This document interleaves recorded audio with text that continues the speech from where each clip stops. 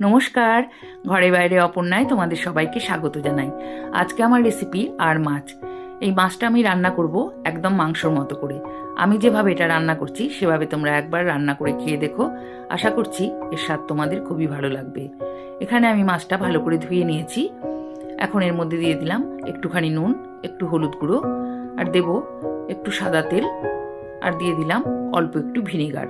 এটা দিয়ে আমি মাছটা ম্যারিনেট করে নিলাম। এখন কড়াতে 3 টেবিল চামচ সর্ষের তেল গরম করে আমি মাছগুলো ভাজার জন্য দিয়ে দেব। সমস্ত মাছগুলো আমি দিয়ে দিলাম। এখন দুটো দিক আমি ভালো করে ভেজে তুলে নিলাম।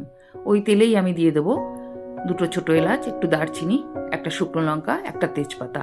একটু ভেজে নিয়ে এর মধ্যে দিয়ে দিলাম খানিকটা কুচনো পেঁয়াজ।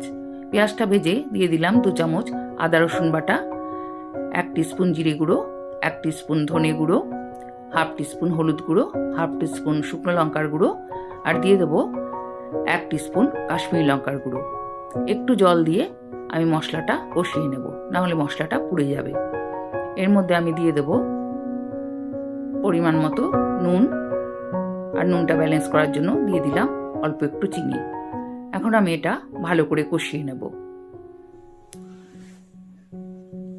ভালো করে কষানো হয়ে গেছে। এখন এর মধ্যে দিয়ে দেব 2 চামচ ফ্যাটানো টক দই। গ্যাসের ফ্লেমটা একদম লো করে দিয়ে আমি টক দইটা দিয়ে দিলাম। এখন আমি এই দইটা মশলার সাথে ভালো করে মিশিয়ে নেব। আরও খানিকক্ষণ আমি এটা কষিয়ে নিলাম। ভালো করে কষানো হয়ে গেছে। এখন আমি এর মধ্যে দিয়ে দেব 1 কাপ আন্দাজ জল। এটায় ঝোল বেশি থাকবে না, তাই আমি 1 কাপ জল দিলাম। এবার আমি 10 মিনিটের জন্য এটা ঢাকা দিয়ে দেব। এখন গ্যাসের ফ্লেমটা আমি মিডিয়াম করে দিয়ে এটা ঢাকা দিয়ে দিলাম। 10 মিনিট বাদে ঢাকাটা নামিয়ে আমি এর মধ্যে ভেজে রাখা মাছগুলো দিয়ে দেব। সব মাছগুলো আমি দিয়ে দিলাম।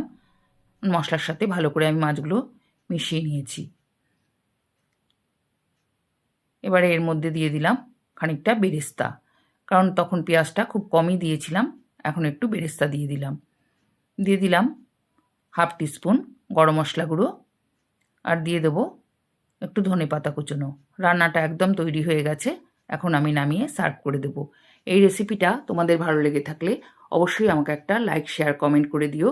আর যে সমস্ত বন্ধুরা এখনও আমার চ্যানেলটাকে সাবস্ক্রাইব করোনি, তারা সাবস্ক্রাইব করে দিয়ে পাশে থাকা বেল আইকনটি প্রেস করে দিও, যাতে পরবর্তী রেসিপিগুলো সবার আগেই তোমাদের কাছে পৌঁছে যায়।